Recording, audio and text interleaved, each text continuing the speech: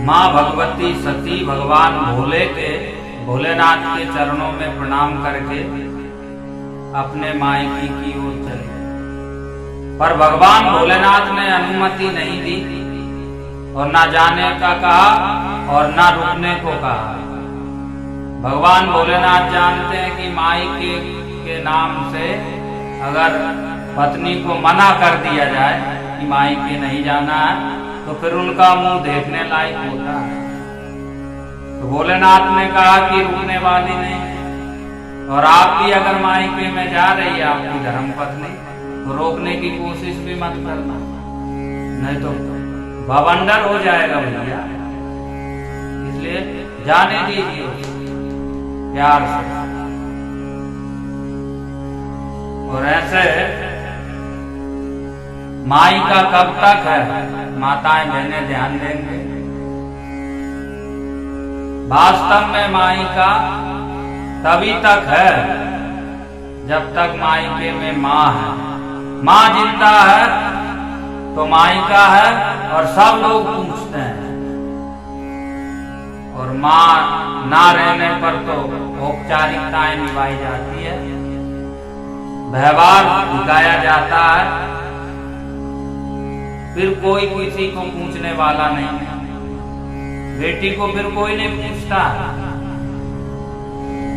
इसलिए माताओं को माई का बड़ा प्यारा होता है, माँ का बूढ़ी हो जाती है लेकिन मायके की आसक्ति, मायके का जो लगाव है, मायके में जो ममता है वो मरते ही मर जाती है लेकिन छूटती नहीं है। माँ के घर में बेटी के लिए माँ है तो सब पूछेंगे, और पति के घर में ससुराल में पति है तो सब पूछेंगे। अन्यथा पति नहीं है तो यहाँ ससुराल में भी कोई पूछने वाला नहीं है। कुछ बूढ़ी अम्माएं मरने वाली मरने की ओर जा रही है बुढ़िया, वो अपनी बहू पर ऐसा नियंत्रण करती है, ऐसी कोशिश करती है, ऐसा प्रयास करती है, ऐसा कंट्रोल करना चाहती है कि मेरी बहू मैं कहूं तो छींके, मैं कहूं तो बोले, मैं कहूं तो ये कहीं जाए, और मैं कहूं तो ही ये खाए, और मैं कहूं तो ही कुछ खरीदे या पहने। ये गलत आदत है। ज्यादा नियंत्रण करने से ऐसा ना हो कि बहू अनियंत्रित हो जाए, बहू ही आपकी अवज्ञा और आपकी आज्ञा का उल्लंघन करने लगे। इसलिए ज्यादा नहीं छेड़ना चाहिए। अरे अब तो बुढ़ापा आ गया है, बेटा की शादी कर दी है, बेटे की शादी कर दी है, आप सास बन गए तो आप प्रेम से श्वास लीजिए, और बहू को भी चैन की श्वास लेने दीजिए, जीने दीजिए उसको। इसलिए मायके में तो भाई आसक्ति, मायके का लगाव, मायके में ममता, और मायके में जो बिटिया का ममतत्व है, प्रेम है, वो मिटाए नहीं मिटता। इसलिए बहू को रोकिए नहीं, ये मना मत करिए कि मायके में बात मत करिए अपने भाई से, अपनी माँ से, अपने परिवार वालों से, चाचा से, भाभी से, भैया से। क्यों आप रोकते हैं? शायद आपको डर लगता है कि ये हमारे घर की जो कमियां हैं, हमारे घर की जो गोपनीयता है, हमारे घर की जो कुछ क्षति है, हमारे घर के जो छिद्र है, हमारे घर में और घर के सदस्यों में कोई कमी है, शायद ये अपने घर वालों को बताती है, अपनी मैया बाबूजी को बताती है। इस बात को लेकर डर रहता है सासू जी को, इसलिए वो दीवार से चिपक के गेट के पीछे खड़ी होके चुपके से बहू की काना फूसी करती रहती है, बहू की रखवाली करती है। ये ध्यान लगा के सुनती है कि बहू मेरी किससे बात कर रही है, माँ से क्या क्या बतिया रही है। ऐसा सोच करके बहू पहरा लगाती रहती, बहू का पहरा लगाती रहती है सासू। ये गलत है। और सासू अपनी बेटी से बात करे, बिटिया का फोन आ जाए तो 2-2 3-3 घंटा बात करती है। तब तो वो भी आपकी बेटी भी तो किसी की बहू है, तो आपको भी ये शिक्षा देना चाहिए कि बेटी ज्यादा फोन माँ बाप से के पास में नहीं लगाना चाहिए, माँ बाप से ज्यादा बात नहीं करना चाहिए। क्या आप ऐसा कभी बोलते हैं? क्या ऐसा कभी आप सिखाते हैं अपनी बेटी को? नहीं, बल्कि ये कहते हैं कि तू कल फोन क्यों नहीं लगाएगा। रोज 2-2 3-3 बार घंटे बात करती है बेटी से सासू, और अपनी बहू को नहीं करने देती। तो ये भेदभाव, ये दोहरा व्यवहार क्यों?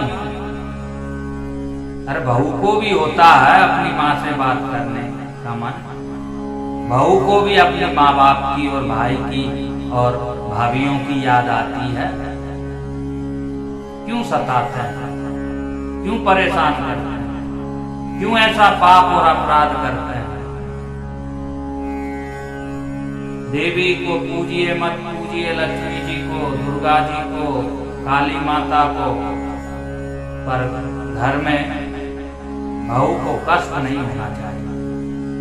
आपके व्यवहार से, आपकी वाणी से, आपके आचरण से, आपके क्रियाकलाप से, आपके द्वारा बहू की आंख में आंसू नहीं आना चाहिए, क्योंकि ये जिस घर से आई है उस घर की लाडली थी, उस घर की राजकुमारी थी, उस घर की परी थी।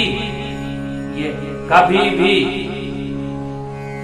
दुखी नहीं रही, वहां चैन की बंसी बजती थी, प्रेम से रहती थी, प्रेम से खाती पीती सोती खेलती थी। जब मर्जी आए तब सो गई, जब मर्जी आए तब उठ गई, जब मर्जी आए तब खाना बनाया तो बनाया, नहीं तो छोड़ भी देती थी। तो ऐसी थी। तो ये कहीं से आई है, तो इसको अपनी आंखों को जैसे पल के सुरक्षित रखती है वैसे रखिए संभाल। आप स्नेह देंगे, आप प्यार देंगे, आप सम्मान देंगे, बहू का आदर करेंगे, बहू का ध्यान रखेंगे, बहू को आत्मीयता प्रदान करेंगे, तो बहू आपको माँ बाप मानेगी, बहू आपको देवताओं के समान मानेगी और आपको खुश रखेगी और आप भी खुश रहेंगे। घर में सास बहू में जब कलेश होता है तो वो घर नरक बन जाता है, वो घर जो है शमशान के समान बन जाता है, वहां दरिद्रता बढ़ जाती है। इसलिए बहू सास बहू का माँ बेटी की तरह, माँ बेटी की तरह रिश्ता और संबंध होना चाहिए। सासू को चाहिए कि वो अपनी बहू को बिटिया माने, अपनी पुत्री से बढ़कर माने। जैसे पुत्री के सारे अपने दोषों को सासू माफ कर देती है, चाहे वो कितना ही बड़ा से बड़ा काम बिगाड़ दे, या कितना ही पैसा बर्बाद कर दे, या कुछ भी अशोभनीय कार्य कर दे बिटिया, तो माँ कैसे माफ कर देती है अपनी बेटी को, अपनी बच्ची को। बस ठीक इसी तरह बहू से कभी अपराध हो जाए, कुछ भूल हो जाए, कोई दाल में नमक कम पड़ जाए, अथवा कुछ भी कार्य बिगड़ जाए, तो आप उनको जैसे आप अपनी बेटी को माफ करती है, क्षमा कर देती हो, वैसे ही आप अपनी बहू को क्षमा कर दीजिए। फिर देखिए घर में कितना आनंद आएगा, खुशियों का जो है फूल खिलेंगे। चारों तरफ मधुरता और सौम्यता बिखरी पड़ी रहेगी आपके घर में। चारों तरफ शांति होगी, प्रेम होगा और आनंद ही आनंद की वर्षा होगी और भगवान प्रसन्न होकर के माता लक्ष्मी की वर्षा कर देंगे, धन की वर्षा कर देंगे भगवान।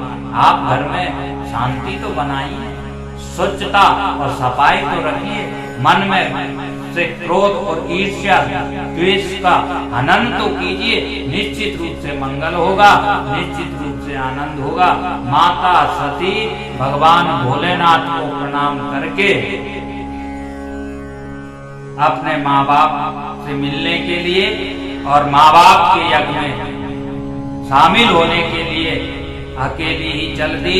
भगवान भोलेनाथ ने अर्थात उनके पति ने देखा कि सती माता रुकने वाली नहीं है, तो सती माता के साथ में नंदीश्वर आदि गणों को संग कर दिया कि जाओ, जब ये जा ही रही है तो इनको प्रेम से इनके घर छोड़ के आ जाओ, प्रेम से सम्मान सहित इनको पहुंचा दो।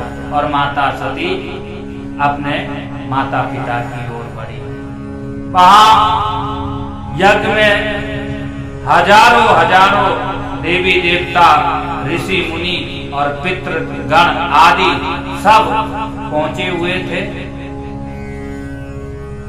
सती माता ने देखा कि जो देवता हमको प्रणाम करते थे, आज वो हमको देख करके हमको नजरअंदाज करने लगे। ऐसे व्यवहार से सती माता को बड़ा दुख हुआ, बड़ी पीड़ा और कष्ट हुआ। और माता सती सबको अनदेखा करके, क्योंकि माता सती ने कहा कि मुझे सबसे क्या मतलब है, मुझे तो अपने माँ बाप से मिलना है। और दक्ष प्रजापति के यहाँ पहुंची और सर्वप्रथम माता सती प्रसूति माता से मिली। सती माता और भगवान भोलेनाथ इस यज्ञ में नहीं आए, इसका सबसे अधिक अगर दुख था, सबसे ज्यादा कष्ट और अभाव लग रहा था, तो वो थी सती माता की माता प्रसूति। प्रसूति माता को बड़ा दुख था कि दूर दूर से सभी देवी देवता आए, छोटे से छोटे और बड़े से बड़े देवी देवताओं को निमंत्रण दिया, लेकिन मेरे दामाद देवादिदेव महादेव भगवान भोलेनाथ को आह्वान और निमंत्रण नहीं मिला। और उनके चलते मेरी बिटिया, मेरी लाडली राजकुमारी सती भी नहीं आई। इस बात का सबसे ज्यादा कष्ट अगर किसी को था तो वो सती माता की माँ प्रसूति को था। बेटी और माँ का रिश्ता अनुपम होता है, अभूतपूर्व होता है, अविस्मरणीय होता है। माता सती प्रसूति माता के चरण स्पर्श करती है और चरण स्पर्श करके सादर भलई मिली एक माता, भगनी मिली बहुत मुस्काता।